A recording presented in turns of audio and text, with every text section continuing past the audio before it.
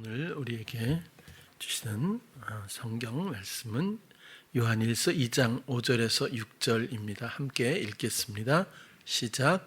누구든지 그의 말씀을 지키는 자는 하나님의 사랑이 참으로 그 속에서 온전케 되었나니 이로써 우리가 저 안에 있는 줄을 아노라. 저 안에 거한다 하는 자는 그의 행하시는 대로 자기도 행할지니라. 아멘. 오늘은 말씀을 지키는 자라고 하는 제목인데요. 어찌 보면은 정확하게 오늘 드리고 싶은 말씀의 주제는 생각으로 믿는 신앙과 그리스도의 만남으로 말미암은 인도받는 실질적인 경영하심을 누리는 그런 신앙과의 차이에 대해서 우리가 한번 생각해 보려고 합니다. 교회에서 많은 운동이 있었는데 특별히 지금도 끊이지 않고 많은 사람들의 바람은 초대교회의 회복일 겁니다. 그래서 초대교회로 돌아가자 이런 이야기를 많이 합니다. 근데 제 생각엔 잘 안 되는 것 같아요. 그 이유가 무엇일까? 초대교회로 왜 못 돌아갈까? 초대교회는 각자의 재산도 팔아서 어려운 사람들 나눠주기도 하고 또 모여서 또 떡을 떼고 이렇게 말씀을 나누고 교제하기에 힘쓰고 그랬다고 해서 지금 우리가 뭐 재산을 팔아가지고 나눠준다고 해서 초대교회가 되는 것도 아니고 또 자주 모여서 성찬을 하고 예배를 드린다고 해서 또 초대교회가 되고 회복되는 것은 더군다나 아닐 것 같아요. 그럼 본질적으로 그러면 어떤 차이가 있을까? 사도행전 4장 32절 보면요. 믿는 무리가 한 마음과 한 뜻이 되어 모든 물건을 서로 통용하고 제 재물을 조금이라도 제 것이라 하는 이가 하나도 없더라. 제정신이 아니다 이렇게 보일 수도 있겠어요. 그러나 이것은 육신적인 것, 세상적인 것, 하나님을 온전히 만나고 성령을 온전히 인격적으로 만나서 그 경영 안에 있는 사랑 안에 있는 그리스도 안에 있는 사람들의 기준이라고 보여지는 거죠. 자기의 소유가 아니라 주님의 것이고 또 주님이 원하시는 뜻에 따라서 모든 것들을 순종으로 사용할 수 있는 믿음이 충만했다라고 그렇게 생각이 됩니다. 이 뒤에 나오는 아나니아와 삽비라가 성령의 감동으로 말씀 따라 재산을 팔아서 베드로에게 갖다 드리다가 일부를 숨겼다고 그러잖아요. 숨겨서 베드로 앞에서 결국 혼이 떠났다, 결국 죽었다고 기록되어 있는데 돈 때문이 아닙니다. 돈을 일부 떼어 먹었다고 죽는 게 아니라 그런 문제가 아니라 하나님을 속였다는 이유를 베드로가 분명히 이야기합니다. 그래서 하나님을 속였다고 하는 것은 또 거짓말이 아닙니다. 주제가 성령이 말씀하시고 모든 것은 이전에 내가 주장하고 나의 소유, 내가 주인된 삶에서부터 기쁘게 이젠 성령 안에서 성령의 주인, 오직 예수 그리스도만이 나의 주인 되시는 삶으로의 전환의 기쁨을 맛보고도 다음 마음이 변질되어 다시 사단의 주문을 들어 이 모든 것들을 욕심으로 반응하여 성령을 거스리고 하나님께 거짓말하는 이런 유형의 흐름에 대해서 그렇게 하면 영적으로도 결국 사망이다. 육적인 건 별로 중요하지 않잖아요. 언젠간 다 우리가 소천하게 돼 있으니까. 그래서 하나님을 속이는 것, 하나님 앞에 이런 패역한 하나님의 뜻에 어긋난 이런 죄는 곧 대가가 사망이라고 하는 어떤 본을 보여준 것이 아닐까 그렇게 생각을 하기도 합니다. 결국에는 하나님과의 관계가 굉장히 중요한 문제라고 보여지죠. 이 초대교회는요, 그냥 생겨난 것은 아니죠. 당연히 마가의 다락방에서부터 시작되었다고 볼 수 있습니다. 마가의 다락방 예수님이 승천하시고 다락방에 모여서 기도하던 중에 성령을 기다리라고 한 주님의 말씀 따라 소망으로 기도하던 중에 성령이 임재합니다. 아마 그렇게 될 줄은 아무도 몰랐을 거예요. 그러나 이 성령을 선물로 주겠다고 하는 것은 구약에서부터 여전히 예언되어 있었던 하나님의 귀한 약속입니다. 우리가 성령을 받지 않으면, 다시 말해서 우리 마음 안에 거하시는 하나님의 그리스도의 영이 우리를 알게 하고 인도하고 공급하고 또 우리를 주장하시지 않으면 우리는 아무것도 할 수 없는 존재라고 하는 겁니다. 이 모든 것들을 돕기 위해서, 이전에는 성령이 거하지 않았잖아요. 특별한 사람과 특별한 때에 하나님이 그렇게 역사하셨을 뿐이었을 텐데, 이젠 모두 보편적으로 원하는 자들, 하나님께 마음을 드리는 모두에게 성령이 임재하는 것을 봅니다. 마가의 다락방에서 몇 사람은 빼고 한 반쯤 임재하였더라 이렇게 했으면 좀 곤란하겠지요. 그러나 거기 있는 모든 사람들에게 성령이 임하셨습니다. 그리고 다시 말하면 이 장면을 수많은 사람들이 혹시라도 은사의 시작으로, 은사의 사건으로만 볼 수도 있어요. 제가 볼 땐 이것은 좀 시험일 것 같아요. 그게 아니라 존재, 만남의 시작입니다. 존재의 어떤 임재고, 그리고 그 실질적인 만남으로서 교회는 시작됩니다. 이 사람들이 완전히 변했죠. 왜? 그 다음부터는 자기 주장과 이전에 듣던 자기 생각으로 사는 삶을 이젠 당연히 기쁘게 그만두고 성령이 인도하시고 또 말씀하시는 대로, 감각되어지는 대로 그들은 기쁘게 순종했기 때문에 자기의 재물도 가치관이 관점이 전혀 달라져 버린 거죠. 아깝고 안 아깝고가 아니라 완전히 사는 방식이나 의미, 이런 것들이 달라진 사람들이 된 거죠. 그렇게 해서 초대교회의 특징이라고 한다면 먼저 만남이 있었습니다. 먼저 주장하심에 전환이 있었어요. 경영 주체가 바뀌어 버렸어요.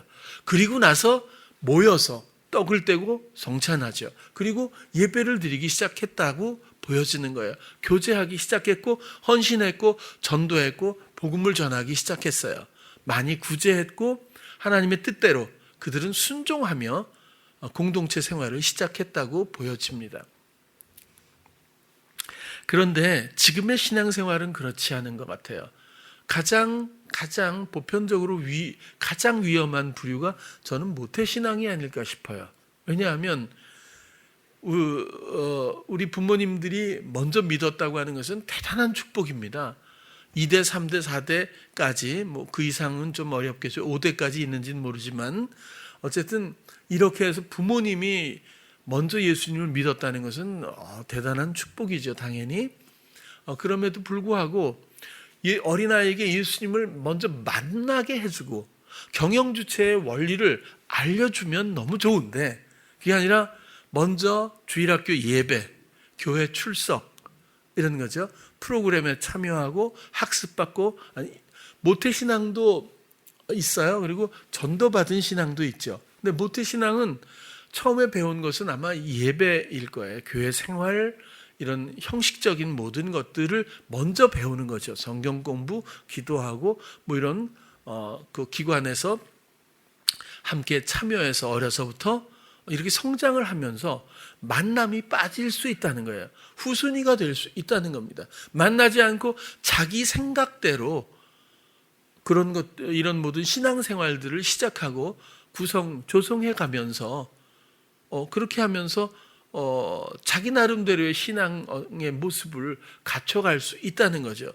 정작 중요한 주님과의 관계, 하나님의 다스림, 사랑 안에 거하는 것, 말씀을 지키는 자, 이런 중요한 요소들이 싹 빠지고, 그리고 자기 생각 안에서는 성실하게 열심히 최선을 다해서 이렇게 헌신하는 강도에 따라 자기 신앙의 척도를 삼지는 않나라는 위험성에 대해서 한번 짚어보고 싶은 거예요.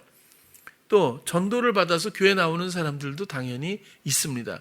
그럼 학습이라고 해서 기독교에 대해서 좀 배우고 그 다음에 세례를 받으면 성도가 되고 그 다음에 또 직분을 받고 또 헌신하고 프로그램에 참여하고 성경 공부하고 기도 생활하고 또 열심히 하면 그 다음 마지막으로 천국에 간다, 구원받는다 라는 등식으로 이렇게 흘러가고 있지는 않은지, 그렇다면 본질적으로 당연히 아쉬운 부분이 있다는 겁니다.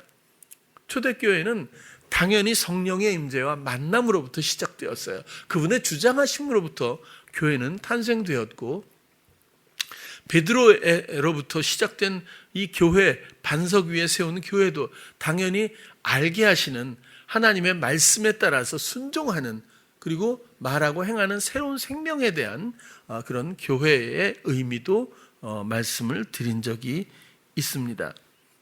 두 유형의 차이는 자기 생각대로 믿는 신앙인가, 아니면 성령의 주장하심대로 인도받는 그런 신앙인가. 다른 말로는 주님을 만났는가, 아니면 주님을 만났다고 여기거나, 아니면 내가 아직도 살면서 주님을 여전히 이렇게 적용하는 정도의 관계의 그런 구도인가. 주님의 사심이 내 안에 정말 내 삶에 있는가. 주님의 생각을 사모하고 주님의 생각을 분별할 줄 알고 또 기대하고 그 마음과 그 뜻에 일치하고 하는 주님의 정말 사심, 주장하심, 이런 것들이 내 안에서 선명한가, 내 삶에서.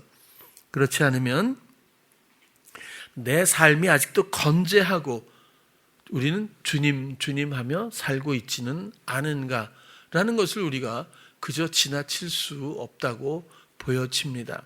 아직도 마음은 원이고, 마음은 정말 주님 당신만이 나의 주인 되십니다 라는 고백을 너무너무 하고 또 하고 싶고, 그리고 그렇게 되기를 소망하면서조차 순간에 다양한 익숙해져 버린 중독적인 주문에는 분별력이 거의 없어서 그런 마음을 가지고 있음에도 불구하고 주님이 주님 되지 못하고 여전히 내가 주인 되는 삶에 머물러 있을 수 있기 때문에 오늘 이런 말씀을 한번 드리게 됩니다. 옛사람의 청산 없인 자기 생각대로 믿으면서 은혜 받고 은사 받으면서 안전하다고 생각할 수 있어요. 성경에서는 주여 주여 한다고 다 천국에 가는 것이 아니라고 말합니다. 그 기준을 우리는 충분히 이해한다고 생각하죠. 그리고 이적을 행한다고 해서 하나님의 뜻에 부합하는 것도 아니라고 또 말합니다. 결국 기준은 어떤 은사나 은혜나 신앙생활의 열정이나 또 그런 경력, 신분, 이런 직분 이런 것들이 전혀 아니고, 예수님을 만나고 내 마음에 계신 그 예수님과의 사랑 안에 거하는 관계가 성립되었는지, 그러니까 내가 사는지 주님이 사는 것인지에 대한 명백한 분별이 꼭 있기를 바라는 거죠. 여러분, 이것은 어렵지 않습니다. 복음이 어렵다면 그건 거짓말입니다. 사랑이 어렵습니까? 그건 거짓말이에요. 사랑을 모르는 거죠. 이건 어렵지 않고 내가 할 것도 없습니다. 그냥 사랑이 하게 하는 거죠. 나는 원래 게으른 사람인데 사랑에 빠지면 새벽도 밤도 소용없을지도 몰라요. 그죠? 나는 일하기 싫어하는 사람인데 상대를 향해서는 엄청, 그렇지 않아요? 제가 한번 그랬잖아요. 별건 아니지만 어떤 여자가 지저분한 거 싫어하고 깔끔을 떠는 그런 여자분인데도 남친이 만났어요. 근데 이 남친은 포장마차를 좋아해요. 요즘엔 그래도 깨끗하잖아요. 옛날에는 수다분했거든요. 안 가봐서 모르죠. 저만 가본 것 같네요. 근데 아무튼 그 가보면 안주도 막 지저분해 보이고 하잖아요. 옛날에는. 그런데 아주 질색을 하는데 너무 좋아하게 바뀌는 거예요. 이게 뭐가 기준이죠? 주님을 사랑하면 어떻게 될까요? 그렇죠? 뭐가 기준이죠? 세상에 가치 있다고 느끼고 옳다고 느꼈던 모든 것들이 얼마나 허구인지 사랑 안에서는 옳고 그름도 없고 애초부터 다 충분히 이해하시리라고 봐요. 우리가 예수님 사랑하기 원합니다. 예수님이 주장하시기 원하죠. 근데 잘 안 되죠. 잘 되나요? 이게 안 되는 이유가 한번 좁혀서 살펴보면 아직도 내가 주인 노릇해서 그래요. 요거는 내 잘못이 아니에요. 내가 주인 노릇 하도록 부추기는 게 있어요. 세력이. 당연하잖아요. 요즘에 계속 말씀드리잖아요. 요걸 잘 감지하고 분별해 달라는 거예요. 제가 미가엘에 처음 왔을 때 처음에 강력하게 반복해서 얘기했던 게 그거 아니에요? 내가 여러분들과 조금 다르다면, 선배라면 신앙에 나는 어떤 생각이 떠오르든지 그것이 주님의 것인지 사단의 것인지, 이것이 시험인지 은혜인지 지혜인지 분별을 하려고 하고, 난 분별하고 있다는 것 하나만, 요게 다르지 다를 게 하나도 없다고 했어요. 그래서 여러분들도 그걸 배우려고 무슨 생각이 떠오르면 아니야 이러고 맨날 다니는 걸 많이 봤거든요. 근데 아니야 라고 해 라고 말하는 게 바로 사단의 부추김인데, 거기까지는 잘 모르는 것 같았어요. 결국에는 나의 주장은 내가 원해서 하는 것은 아닙니다. 그리고 이 부추김의 목적은 내가 경영하도록 함으로써 하나님의 경영권을 결국 박탈하거나 포기시키게 하는 그 목적을 갖고 있는 거거든요. 사단은 우리를 일부러 끌고 다니지 않아요. 우리가 하게 하죠. 그래서 죄의 본질을 우리처럼 만들어 놓습니다. 하나님 앞에 하나님 미워할 수밖에 없는 그 본질처럼 우리를 그 자리에 놓지 않습니까? 그래서 하나님의 말씀을 항상 거역하고 자기의 뜻대로 하도록 계속 부추기는 원리가 사단입니다. 이걸 해보면 죽을 듯이 결국에는 바닥에 추락할 때가 오죠. 인생에선 그런 기회를 반드시 맛보게 될 때가 있습니다. 그때서야 비로소 우리는 하나님을 생각하게 될 수도 있다는 거죠. 어쨌든 돌이킬 수 있는 기회는 하나님의 은혜 가운데서 얼마든지 인생 가운데 있습니다. 없으면 너무 어려운 코스를 가거나 버려온 자라고까지도 말할 수 있겠죠. 이 나의 경영은 온전히 나의 잘못은 아닙니다. 우리가 무지하고 연약하긴 하지요. 사단의 부추김을 분별할 수가 없어요. 누가 그걸 하겠어요? 저도 제가 하는 게 아닙니다. 제가 한다고 한다면 제가 하는 게 아니에요. 성령이 하시는 거죠. 저는 그리스도를 바라보는 것뿐이에요. 그리고 감각하려고 내 마음을 드리는 것뿐이에요. 그러면 그 다음부터는 그분이 전부 하시거든요. 저는 그 원리를 믿고 언제든지 주님을 바라보고 있으면 분별되더라, 그 말씀을 드리고 싶은 거예요. 그러면 이 성령을 어떻게 받죠? 자, 이 성령이 도우시는데 그 관계나 원리는 우리가 어떻게 이해를 해야 되죠? 사도행전 2장 36절에서 39절 교독하겠습니다. 그런즉 이스라엘 온 집이 정녕 알지니 너희가 십자가에 못 박은 이 예수를 하나님이 주와 그리스도가 되게 하셨느니라 하니라.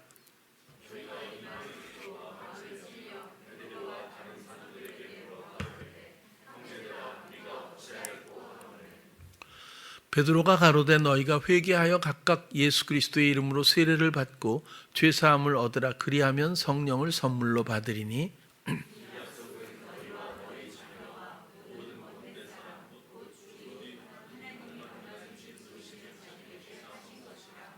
네, 이 약속은 너희와 너희 자녀와 모든 먼데 사람, 곧 주 우리 하나님이 얼마든지 부르시는 자들에게 하신 것이다. 하나님의 아주 소중한 핵심적인 약속이 성령을 주시겠다는 거예요. 아니면 우린 농락당할 수밖에 없는 영이기 때문에 지키기 위해서, 돕기 위해서, 사랑 안에 거하기 위해서, 영원한 생명을 누리게 하기 위해서 성령을 약속하신 건데요.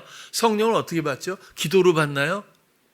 그럴 수도 있겠죠. 그러나 면밀히 보면 회개하고 예수 그리스도 이름으로 세례를 받고 죄사함을 얻으면 성령을 선물로, 노력으로가 아니라 선물로 받는다고 베드로가 이야기해주고 있는 거예요. 그러면 여기서도 또 대강 넘어갈 수 있어. 회개. 그러면 교회 나와서 회개합니다. 뭐 이렇게 하고 쭉 기도 회개하고 이렇게 하면 눈물이나 콧물 좀 흘리고 하면 회개했다고 생각할 수도 있어요.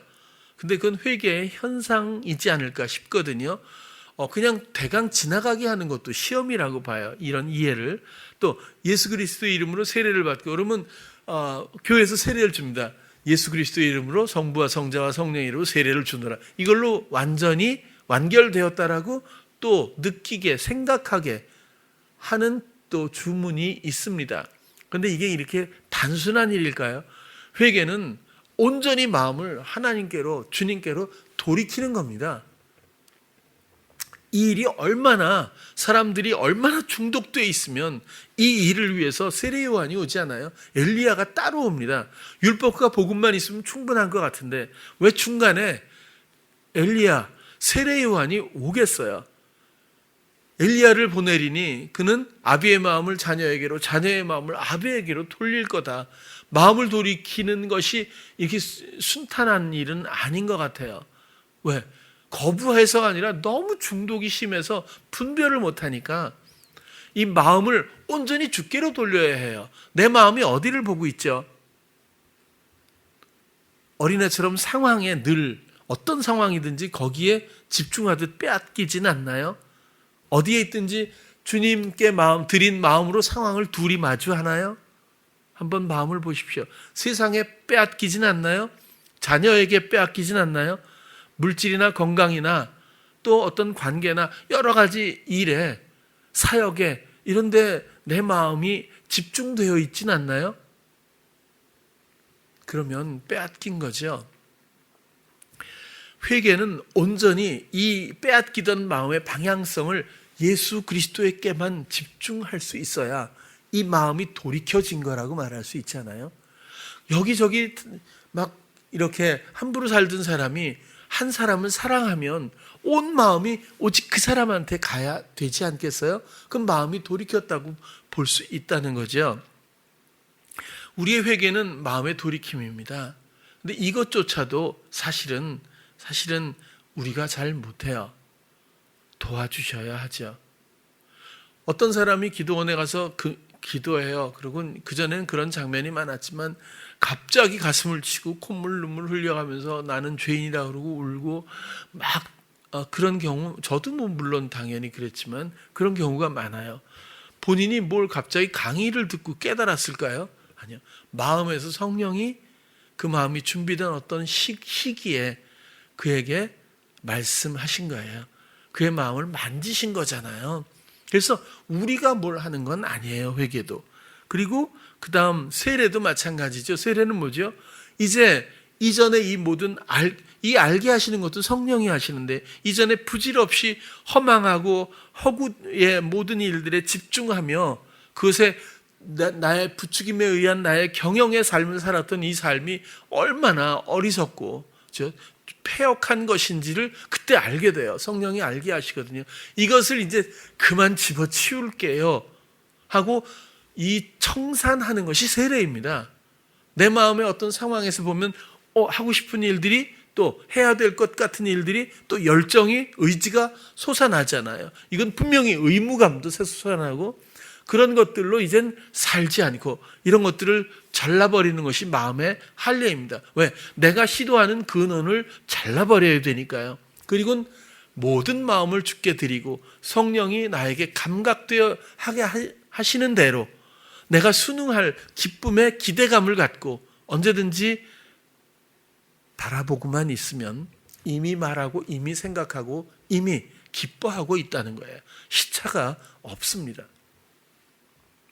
그렇게 되면 죄사함, 우리가 거짓말하고 폭력을 휘두르고 사기치고 이런 걸 봐줄게 이런 죄사함이 아니잖아요. 이 죄는 뭐죠? 자기 경영에 빠졌던 부추김에서 빠졌던 우리들에게 여태까지 있었던 우리가 하나님의 경영권을 뺏어서 우리가 생각하고 우리가 옳다고 생각하고 우리가 선하다고 생각하고 이런 행했던 모든 자기 경영에 대해서 하나님이 도말하고 칠해버리고 간과하고 잊어버리고 멀리 다시는 기억지 않고 왜? 이제 돌이켰으니까. 그래서 회개나 세례나 죄사함이라고 하는 것은 바로 그런 거예요. 돌이킨 그가 너무 기뻐서, 돌아온 탕자가 너무 기뻐서 가서 무슨 짓을 하고, 이런 문제에 대해서는 기억지도 않고 그죠? 용서를 넘어서는 이해와 그리고 아예 다루지도 않는 아버지의 마음, 그런 것들이 죄 사함 아니겠어요? 이것은 그리스도의 공로에 힘입는 겁니다. 그냥 봐줄게가 아니라 그리스도가 온전히 나를 위해서 다 이루신 그 그리스도의 주장하심이 나에게 시작된다면 그리스도의 피공로가 결국 나에게 은혜로, 혜택으로 다가오게 되는 거죠.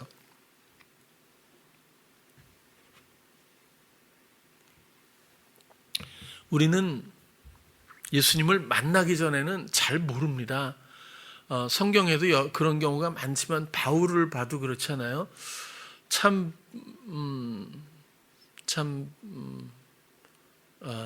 그 사람 마음이 어땠을까라는 생각을 해보기도 해요. 하나님에 대한 열심으로 어려서부터 그렇게 바리새인으로서 많이 공부하고 또 정말 열정적으로 살았던 사람이면서 뭐 직업도 당연히 있었을 수 있고 뭐 여러 가지, 물론 장가를 안 갔지만 뭐 바쁜 일도 있었을 텐데, 이 사람 하는 일은 먼 지방까지 다니면서 그리스도인들을 색출해서 잡아 죽이는 일 아닙니까? 그 일에 얼마나 열심을 했는지 나중에 회개하고도 그리스도인들이 못 믿고 도망 다니잖아요, 오히려. 그래서 끼지를 못했어요. 웬만하면 받아주는데 얼마나 잔인하게 그랬으면 다른 사람들이 안 받아주는 바람에 끼지도 못하고 고향으로 가잖아요. 그만큼 열정적인 사람이었어요. 근데 예수님을 딱 만나자마자 뭐라 그래요? 핍박하는 예수다 내가, 얘기하잖아요. 그러면 하나님을 위해서 바울이, 사울이었을 때 해왔던 일은 뭐예요? 결국 예수님을 핍박한 일이었어요. 본인의 생각에는 옳다라고 여기고 옳고 그름으로 당연히 하나님의 영광을 위해서, 하나님의 뜻을 위해서 열심을 다해서 사역했다고 생각할 거예요, 누구보다도. 그러나 결국에 그가 들은 말은 예수를 핍박한 것, 그걸 예수님께 직접 들은 사람이에요. 그리고 나서 그 만남 때문에 제자리를 찾지 않습니까? 만약에 바울이 사울이었을 때 예수님을 만나지 않았다면 어떻게 그 인생이 어땠을까 싶어요. 너무나 중요한 극적인 전환점이 아닐 수가 없어요. 예수님 만나지 않고 신앙생활이 가능할까요? 예수님 만나지 않고 영원한 생명, 사랑 안에 혹은 뭐 여러 가지 영적인 유익이 가능할까요?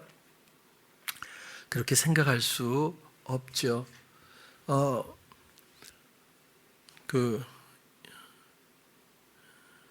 유다 같은 사람은 제자였으며 12제자였음에도 불구하고 자기 생각에 빠져서 주문을 분별하지 못하고 끔찍한 일을 저지르게 되는 것처럼 이 주문, 주님의 주장하심과 나의 경영, 이 간극이 얼마나 멀고 또 얼마나 큰 문제인지에 대해서 충분히 또 알 수 있는 내용입니다.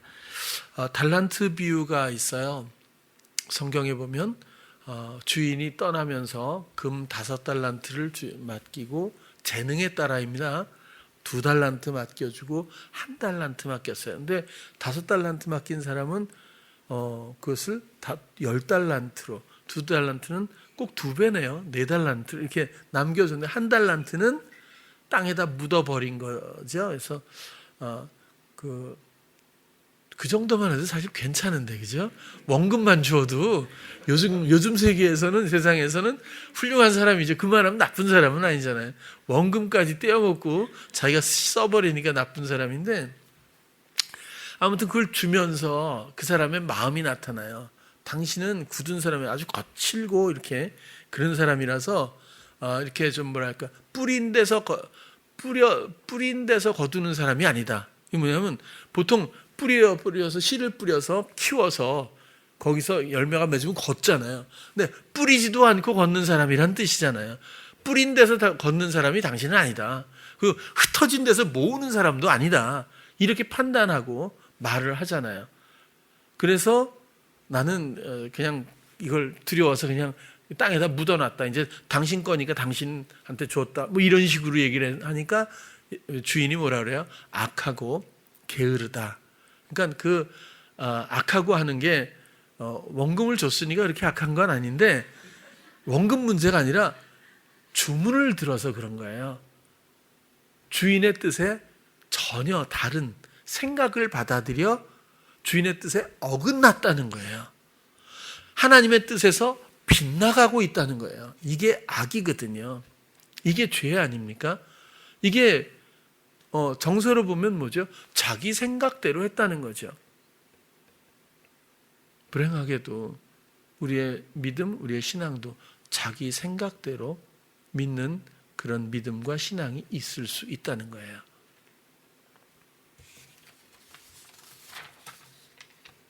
오늘 본문을 한번 다시 보겠습니다. 누구든지 그의 말씀을 지키는 자는 하나님의 사랑이 참으로 그 속에서 온전케 되었나니, 하나님의 사랑이 참으로 그 속에서 온전케, 텔레이오라는 건 말씀드린 것처럼 예수님이 테텔레스타이 했을 때처럼 같은 그 완전하다는, 완성되었다고 하는, 성취했다고 하는 그런 뜻이잖아요. 하나님의 사랑이 참으로 그 속에서 성취되었고 완성되었다고 하는 것을 지금 그의 말씀을 지키는 자로 지금 설명하고 있는 거예요. 그냥 우리가 그렇게 상상한다고 되는 것이 아니라 우리가 하나님의 말씀을, 우리 안에 계신 성령을 통해서 말씀을 준행하는, 지키는 삶을 살고 또 지키는 그런 신앙의 모습, 그 걸음을 지키는 자들이 바로 하나님의 사랑이 성취된 사람. 다시 말하면 그리스도께서 나를 위해서 십자가에 달려 돌아가셨습니다 라고 하는 말이나 지식이나 또 아니면 이런 현상 자체가 나를 구원하진 못해요. 그 사랑이, 그렇게까지 하신, 독생자를 내어주신 그 하나님의 사랑과 그 십자가가 나의 마음의 죽음을 통해서, 세례를 통해서 내 안에서 내가 그분을 영접하여, 주님으로 영접하여 그분이 주장하시도록 나의 주장이, 그 주체가 바뀌는 경영권을 온전히 내어드려서 주님이라고 하는, 주 그리스도라고 하는 고백이 성립되었을 때에 온전히 주님의 십자가, 그 독생자를 내어주신 하나님의 사랑이 내 안에서 완성된 거죠. 또 그것은 표현되는 과정의 방식을 보면 그의 말씀을 지키는 자라고 설명할 수 있겠습니다. 이로써 우리가 저 안에 있는 줄을 아노라. 이젠 하나님 안에, 그리스도 안에 있는 것으로 그렇게 안다. 이런 얘기고, 또 그 다음 저 안에서 거한다. 거한다는 건 메노라고 하는 단어인데 산다, 거주한다 이런 뜻이거든요. 산다라는 뜻이 더 좋을 것 같아요. 저 안에 산다라고 하는 것은 그가 행하시는 대로 자기도 행하는 것. 그가 행하시는 대로 자기도 행하는 것. 내가 행하면서, 그렇죠? 이 주님을 위해서 하는 것처럼 생각될 수도 있겠죠. 그러나 그게 아니라 그의 행하시는 대로 나도 행하는 것. 이런 일치가 또 우리가 하는 게 아니죠. 우리 안에 성령이 그렇게 하게 해요. 사랑이 그렇게 하게 하는 것처럼. 이것은 공식이나 방식이 아닙니다. 그냥 사람마다 다 다를 수 있어요. 그렇지만 그분이 행하시는 대로 사랑이 하게 하는 이 원리는 누구에게나 있습니다. 우리는 그 감각이 소중한 것이고 그 감각을 신뢰하고 또 소망하고 기대해야 한다, 그런 말씀이죠. 결국 베드로전서도 그런 얘기를 했잖아요. 누가 말하려면 하나님 말씀하시는 것, 누가 봉사 일하려면 하나님이 공급하시는 힘으로. 그래서 말과 행하는 것, 로고스와 에르곤이라고 하는, 그러니까 말만 하고 사는 게 아니잖아요.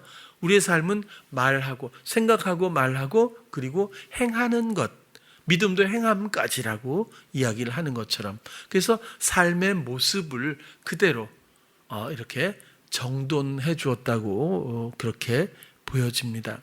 나의 신앙은 과연 어떤 형태인가? 한 번쯤 여러분들의 마음은 믿어 의심치 않습니다. 여러분들은 분명히 예수님을 사랑하고 또 영원한 생명을 당연히 누릴 만한 그런 깨끗한 마음을 갖고 있는 성도들입니다. 그럼에도 불구하고 주문은 쉬지 않아서 부추김은 여전해서 우리가 조금만 방심을 해도 벌써 표류하는 것을 순간순간 느낄 수 있지 않습니까? 자, 나의 신앙은 여전히 나의 생각대로, 이건 내 생각이 아니라 부추기는 생각이지만 나의 생각대로인가? 이렇게 하는 게 은혜스러운 거야. 성도면 이렇게 해야 돼. 뭐 이런 거잖아요. 뭐 그럴 수 있죠. 이런 어떤 이끄는 어떤 이런 힘이 아직도 나의 생각으로 남아 있는 건지 온전히 거기에 의지하지 않고 성령의 뜻대로인지 이런 것들의 분별이 꼭 필요하지 않을까 그런 생각을 오늘 해봅니다. 에덴에서 시작된 사단의 주문은 지금도 왕성해서 모든 사람들은 그저 무조건적인 굴종 가운데 인식도 못한 채 그냥 그렇게 끌려가는 것뿐이에요. 오늘 대표기도에서 얘기한 것처럼 거의 증인이죠. 그래서 이 부추김의 목적은 자기 경영을 촉구해서 하나님의 경영에 접근하지 못하게 하는 것일 뿐이다 말씀드렸고요. 하나님의 경영은 우리 안에 계신 말씀으로 영감을 통해서 이루어집니다. 이 말씀은 우리에게 너무나 가까이 있어서 성경에도 마음에 있고 생각에 있고 입에 있다라고까지 그렇게 또 설명해 주고 있죠. 우리 특별히 아이들에게 형식적인 신앙이 아닌 마음의 말씀 또 마음에 사시는 주님을 먼저 만나게 도와주고 감각하고 또 대화하고 인도받을 수 있도록 도와주었으면 좋겠어요. 그렇지 않으면 역시나 자기 생각대로의 신앙생활에 또 이끌려갈 수도 있지 않나 그런 거죠. 초대교회가 성령의 임재와 주장하심으로 시작되었듯이 우리의 새로운 삶도 오직 성령의 주장하심만이 있기를 원합니다. 묻지 않는 나의 생각 분별하고 내가 옳다고 생각하며 실행하는 나의 주장의 모습, 하나님의 뜻을 설정하고 또 그것을 스스로 행하는 자기 신앙의 모습도 있을 수 있습니다. 모두가 다 부추김의 모습이고 허구일 뿐이겠죠. 내 안의 말씀을 지키고 또 행하는 자로서 주님 안에서 내 안에 온전히 이루신 사랑 그 안에 거할 수 있었으면 좋겠습니다. 지금도 여러분들이 살면서 힘든 문제를 겪게 될 거예요. 만나게 될 거예요. 그때 힘들다고 느낄 수밖에 없는 것은 부추김의 여지가 아직도 남아 있어서 그렇습니다. 진짜 사랑밖에 없는 사람은 힘들 일이 없죠. 같이만 있으면 사랑하는 사람과 함께만 있다면 힘들다고 하는 것은 이미 그 힘을 잃게 된다고 봅니다. 힘들다고 느끼는 순간 나는 홀로 있다는 것을 발견하게 되겠죠. 사단은 너무 유능해서 어느 사이에 내가 가장 쉽게 받아들일 수 있는 그런 생각의 어떤 유형을 가지고 우리들을 여지없이 끌고 가버립니다. 그 끌고 가는 그 순간까지도 우리는 그 이동 경로를 잘 모르는 것뿐이죠. 어느 순간 번뜩 정신이 들면 아무리 거기서 고함을 질러 얘기를 해줘도 자기가 떠내려갔는지조차 모르는 경우도 얼마든지 있어요. 아주 극한 마취제 같은 그런 경우라고도 생각이 드는데 어쨌든 우리는 연약해요. 우리가 뭘 하려고 하는 것 자체가 정말 헛된 수고라고 생각을 합니다. 너무 무지하고 너무 연약하게 하나님이 만드셨어요. 물론 재능은 주셨죠. 그렇지만 영적으로 보면 그렇다는 거예요. 그래서 주님의 도우심이 없이는 우리는 생존할 수도 없고 기쁨을 누릴 수도 없고 영원으로 나아갈 수 없겠죠. 오직 그분만이 길이 되고 문이 되십니다. 친절한 그 말은 별로 안 좋네요. 친절한 예수님 그러려고 그랬는데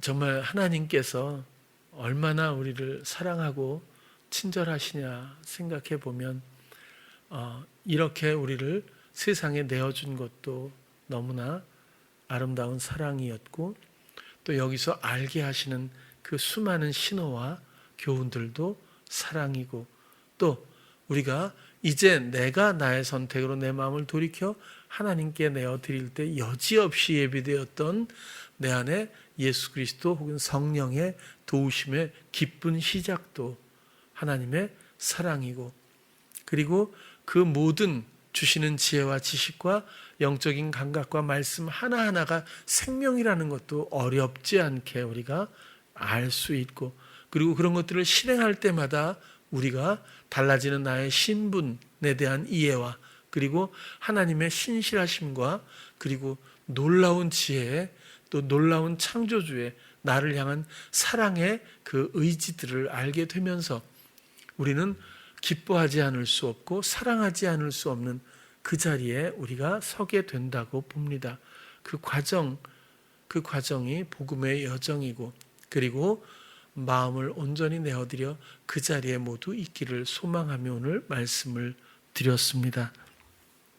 우리 안에 온전히 이루신 사랑의 일들 그것은 말씀을 지키는 모습에서 확인될 수 있고 그리고 주님께서 행하시는 모든 것들을 우리도 행하는 기쁨 가운데서 우리가 이해할 수 있으리라고 봐요.